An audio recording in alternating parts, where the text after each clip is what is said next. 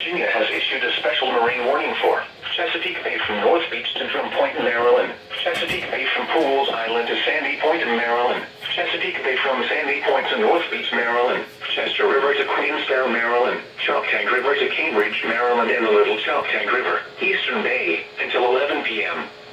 At 9:24 p.m., severe thunderstorms were located along a line extending from 15 nautical miles west of Fort Smallwood State Park to near Port Tobacco River, moving east at 40 knots. Hazard, wind gusts in excess of 50 knots. Source, radar indicated.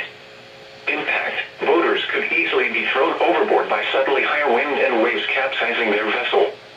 Boats could suffer significant damage in high winds. Locations impacted include Chesapeake Bay Bridge, Choptank River, Greenberry Point, Severn River, Baltimore Light, Highland Beach, Mattapique, Poplar Island, Sandy Point State Park, Roanoke, Eastern Bay, Love Point, Bloody Point Light, Dares Beach, Kent Narrows Bridge, Thomas Point Light, Blackownet Point, Chester River, Kilmer Island,